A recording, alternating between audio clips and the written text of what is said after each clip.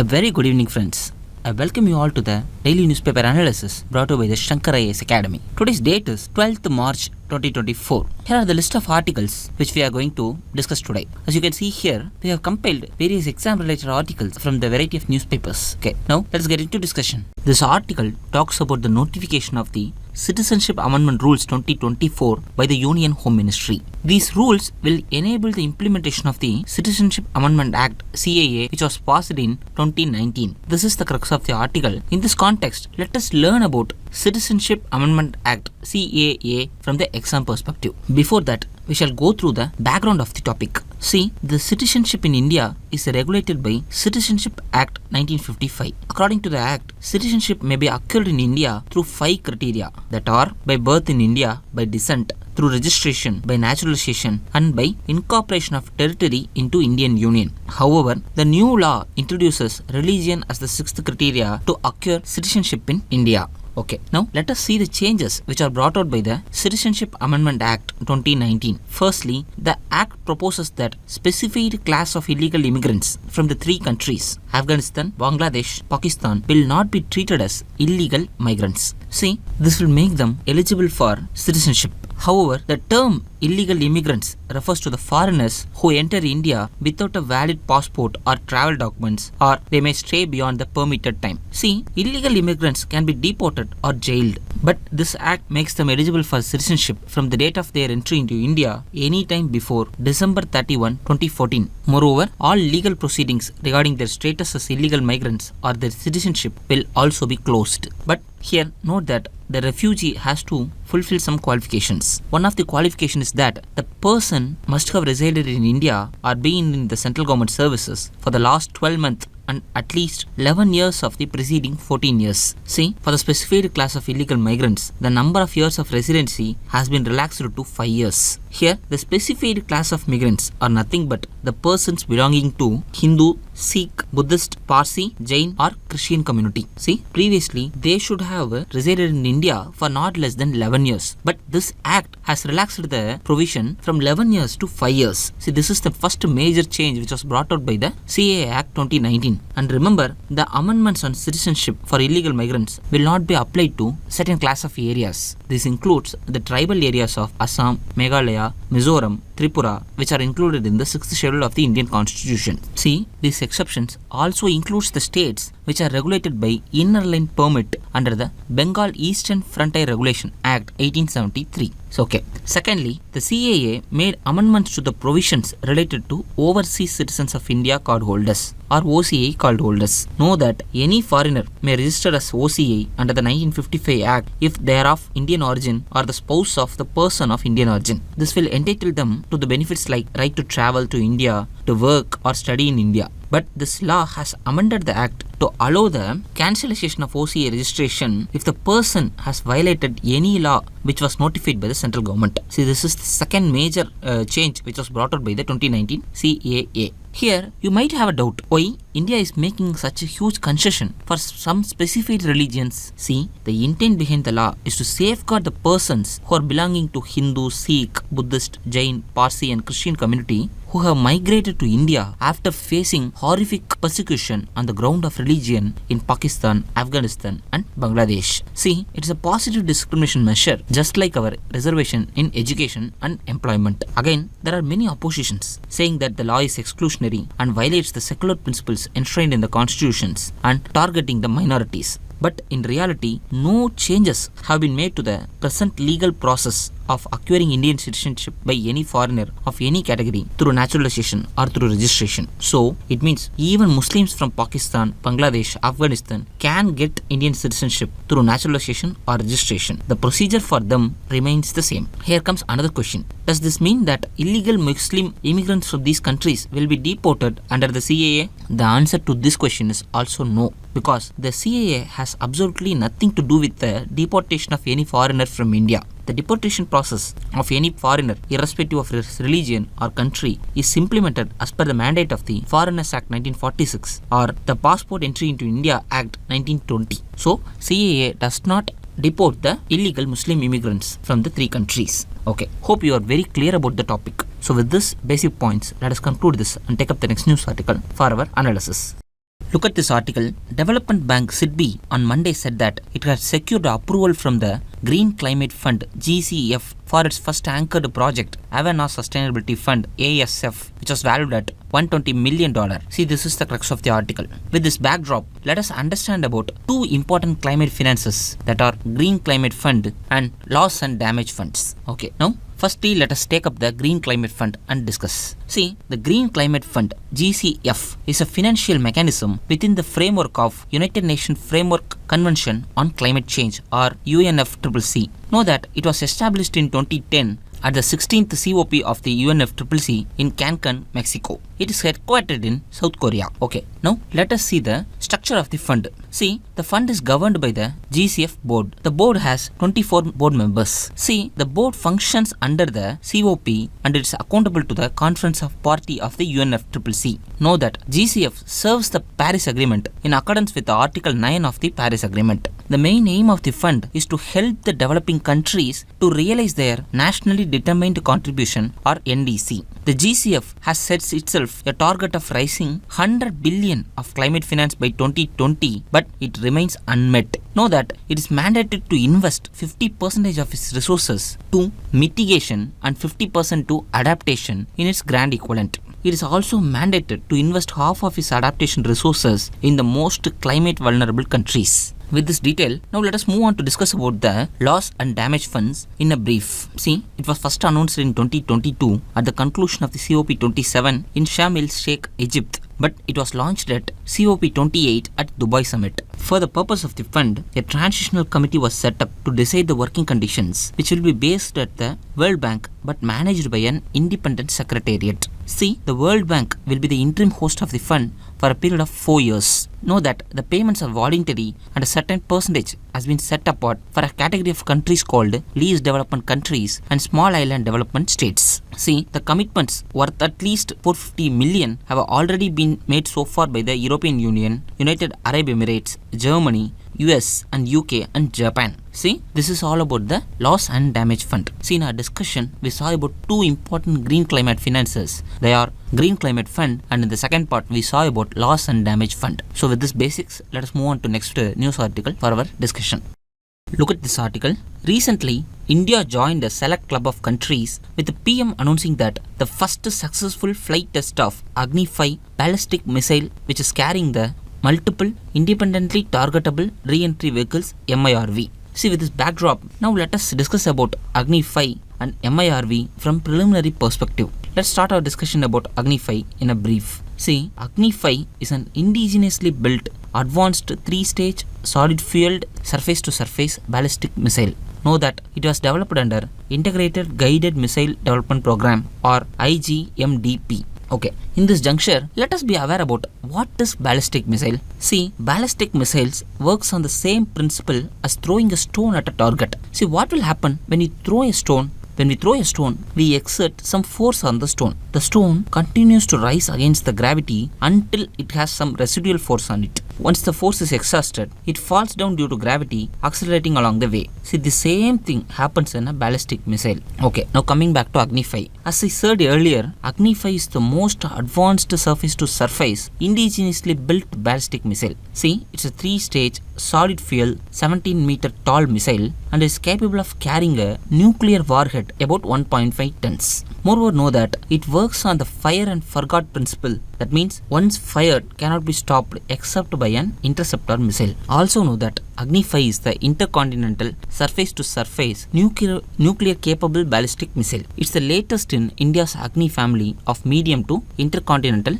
ballistic missile. See, Agni has a range of over 5,000 km and carry about a 1,500 kg warhead. It can target almost all of Asia, including Pakistan, China and Europe. See, the 17-meter long Agni weighs about 50 tons and is very agile and modern weaponry system. This is all about the basics of AgniV. Now, let us move on to the parent program that is called Integrated Guided Missile Development Program, or IGMDP. See, IGMDP of India was initiated in 1983 to achieve self-sufficiency in the missile technology. Led by Dr. APJ Abdul Kalam, the program aimed to develop a range of missiles for the defense purposes. Notable achievements include Agni, Prithvi, Akash missile systems, which enhance the India's strategic capabilities. See, IGMDP includes various programs like integrated research, development, production efforts, which are varied across the various defense agencies and industries, fostering the indigenous enterprises. Its success bolstered India's defense infrastructure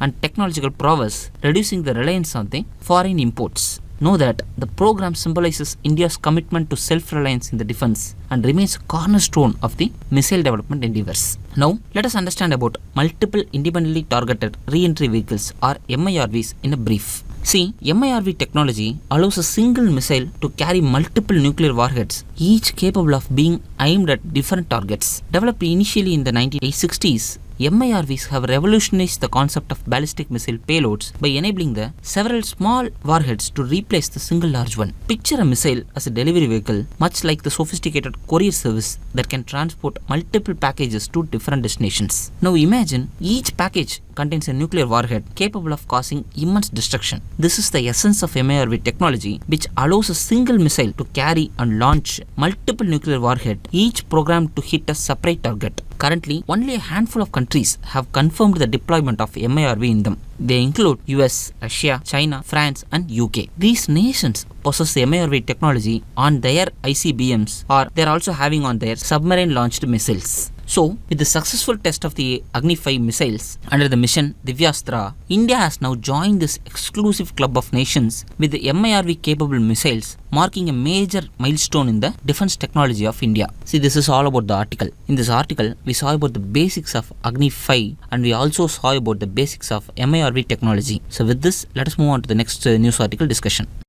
Look at this article. It talks about the outcomes of Household Consumption Expenditure Survey HCES 2022-23 conducted by the NSSO, National Sample Survey Office in India. See, it talks about its implication on the poverty estimates, discrepancies in the consumer price index adjustments, etc. This is the crux of the editorial. With this background, let us understand poverty estimation from our mains answer writing practice. Firstly, let me read out the question. Do you agree with the view that steady GDP growth and low inflation have reduced poverty in India? See, this comes under the syllabus of General Studies 1 and 3. The question asks us whether we agree with this statement or not. Is it true that GDP growth and lower inflation has reduced the poverty in numbers? However, we should know that it did not address all kinds of poverty. So, we can split the body part of the answer into two parts. One is giving the reasons which is supporting the argument and another one is opposing the argument. Okay, let us start answering. Firstly, simple introduction like this. The Indian economy has been growing steadily, averaging around 7% per annum over the last decade.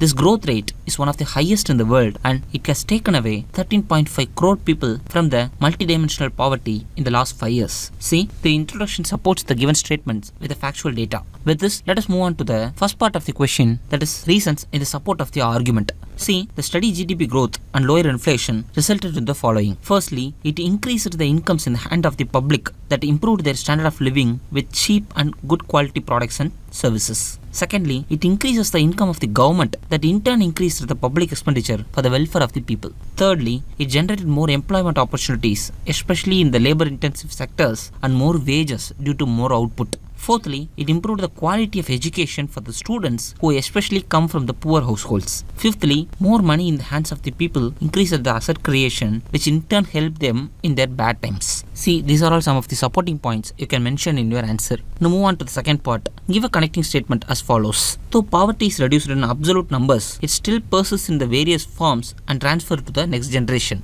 That is intergenerational poverty. Okay, now let us see. Firstly, relative poverty is still widening since wealth is unevenly distributed and there is a huge gap between rich and poor. Mention that the top 10% and top 1% of the population holding 57%, 22% of the total national income respectively. Secondly, lack of improvement in the agricultural sector and alternate sectors like fishery, animal husbandry makes the rural poverty continue for various decades. Thirdly, despite the growth, there is a high rate of unemployment in the country with the demand for the skill development. Fourthly, unequal growth across the states. See, states like Sikkim, Goa have some of the highest GDP per capita, indicating a much higher standard of living and economic prosperity compared to states like Bihar, UP, which has the lowest GDP per capita figures. Fifthly, prevalence of digital illiteracy in the rural area amplifies the generational poverty. mentioned that nearly 90% of the Indian children are born into families that struggle with substantial poverty, that are without even basic facilities. See, this can be your opposing point for the second part of the answer. With this, we can move on to the conclusion part. So in conclusion, we need to give a balanced opinion. So according to Niti Aayog's report, India is on the track to achieve SDG target 1.2 much ahead of the 2030 deadline. So eradication of poverty in India can be easily achieved with more inclusive and equal development. See, this is all about the discussion. In this discussion, we saw about poverty estimates and steps to eradicate poverty from the mains answer writing approach. With this learned points, let us conclude this and take up the next news article for our discussion. Look at this article. Enforcement Directorate on Monday said that it has provisionally attached 10 crore asset of the TMC in the form of demand draft in the alleged money laundering case. With this backdrop, let us understand about Enforcement Directorate and its jurisdiction from the prelims perspective. First of all, let us understand about the body. See, Enforcement Directorate or ED originated in 1956 as an enforcement unit under the Department of Economic Affairs. Then it was handling exchange control laws violations under the Foreign Exchange Regulation Act (FERA) in 1947. See, it had its headquarters in Delhi and was headed by a legal service officer. On continuing our discussion, in 1957, this unit was renamed as Enforcement Directorate and another branch was opened at Madras. From 1960 to till now, ED is operating under Department of Revenue of the Finance Ministry. See, it also has 5 regional offices headquartered at Mumbai, Chennai, Chandigarh, Kolkata and Delhi, and know that each regional office is headed by Special Directors of Enforcement. Also know that ED also has offices at the zonal level which are headed by Joint Directors. This is all about the structure of the body. Now let us see from where ED derives its power. See, ED is a non-constitutional, non-statutory organization because it is not established by any law, but it gets powers from the various acts like Prevention of Money Laundering Act, Foreign Exchange Management or FEMA Act, Fugitive Economic Offenders Act, Foreign Exchange Regulation Act, etc. Now, let us understand the important functions of ED. See, ED mainly investigates the matters which are related to money laundering and foreign exchange laws. Under PMLA, it has powers to investigate and trace the assets derived from the proceeds of the crime. Know that it provisionally attaches the property and ensures the prosecution of the offenders and the confiscation of the property by the special court. See, under FEMA, it conducts investigations into the violation of foreign exchange laws and regulation. Under Fugitive Economic Offenders Act, ED attaches the property of the fugitive economic offenders who have escaped from India, warranting arrest, and provides for the confiscation of their properties to the central government. See, under the FERA, it adjudicates the show cause notices issued under the Act. Moreover, under COFEPOSA Act, the Directorate is empowered to sponsor cases of preventive detention with regard to the violation of FEMA. See, ED also has the power to impose penalty in the above said matters. With the cooperation of foreign countries, ED also works to find black money regulation, round tripping, etc. See, these are all the functions of Enforcement Directorate. See, in the discussion, first part we saw about the structures of the body, and in the second part we saw about the sources from where ED derives its power, and in the second part we also saw about the functions of ED. See, with this basic understanding, let us conclude this and take up the next news article for our analysis. Look at this science page article. This article discusses an unusual case of a 62-year-old German man who had received 217 COVID-19 vaccine shots over 29 months for some private reasons. Looking terrific, right? Researchers used this case to study the effects of over-vaccination on the immune system of the body. Then the findings were published on March 4. This is the crux of the article. So in our discussion, let's break down this article and understand over-vaccination from the exam perspective. First, let us understand the background of COVID-19 vaccination. Initially, COVID-19 vaccines were administered in 2 doses, with some people receiving a 3rd booster dose, especially the elder or immunocompromised people. Later, boosters became very common in many countries. However, a debate on the necessity and frequency of the COVID-19 vaccination continues, with the terms like precaution dose used in India and repeated boosters which are recommended in the Western countries. Now, in this context, let us see the German man's case. See, the man's over-vaccination was discovered through media reports which prompted a detailed study. Over the study period, he showed no vaccine-related health issues and displayed significantly higher antibody levels, which are way higher than a group who had received only 3 to 2 doses. he never got a minor SARS-CoV-2 infection or COVID infection either, according to rapid antigen or RT-PCR test. Also note that his immune system showed no signs of exhaustion despite the higher number of vaccinations, and the quality of antibodies was comparable to that of group. They also reported that he exhibited antibodies that were not found in the control group, and that some antibodies were also detected in his saliva. This case raises question about the safety and effects of receiving many doses of vaccines at random intervals. It challenges the concerns about the immune tolerance and immune exhaustion, suggesting that the immune system can handle the repeated vaccination without any adverse effects. However, this article also notes the potential risks of over-vaccination. Note that COVID-19 vaccines have been associated with various autoimmune diseases like immune thrombocytopenia, autoimmune liver disorders, Guillain-Barré syndrome, IgA nephropathy, rheumatoid arthritis, etc. Similarly, the rare Arthur's reaction, which is an acute inflammatory response, may also occur in some cases. So, in conclusion, the study states that over-vaccination was well tolerated by the body and did not impair the immune system, contributing valuable insights into the immune response and vaccine safety. However, it emphasizes that such an approach should not be generalized without any further evidence and warns against overloading the immune system unnecessarily. This case also serves to reassure vaccine-hesitant individuals about the safety of COVID-19 vaccines within the recommended dosing schedules. See, this is all regarding the discussion. Now, let us move on to the next part of our discussion, that is to discuss the preliminary practice questions. Today we are having 3 questions. Let us solve them one by one. See the first question. Which of the following statements is correct regarding the loss and damage fund under the UNFCCC? See the first option. The loss and damage fund aims to compensate the countries for the loss of revenue due to climate change events. See, this is incorrect because loss and damage fund has nothing to do with the compensation of revenue losses. See the third statement. The L&D fund operate independently from the Green Climate Fund and Adaptation Fund. See, this is also incorrect because loss and damage fund has its own mechanism and function, but know that it is closely linked to other financial mechanisms like UNFCCC, GCF and adaptation funds. Know that these funds collectively support the climate actions, adaptation, etc. So option C is also incorrect. Now see the fourth option. Developing countries have the sole responsibility for managing and distributing the funds. So this is also incorrect because both developed and developing countries are involved in this process. So we just now saw that option A, C and D are incorrect. So the correct option is option B. See the second question. Which of the following statements is true regarding the AgniV missile? See the first option. It's a short-range ballistic missile developed by India. See, this is wrong because AgniV is a long-range ballistic missile with a range of about 5,000 kilometers. See the fourth option. It was developed as a part of joint collaboration between India and Russia. See, this is incorrect because AgniV is developed by India in an indigenous manner. So we can say that A, C and D are incorrect. So the B option is correct because it states that AgniV is capable of carrying the nuclear as well as conventional payloads. See, this is correct. So the correct option is option B. See the final question of the day. Consider the following statements about the Enforcement Directorate. See the first option. From 1960, ED came under the Department of Economic Affairs, Ministry of Finance. Note here carefully, this statement is wrong because it comes under Department of Revenue under the Finance Ministry. Okay, see the second statement.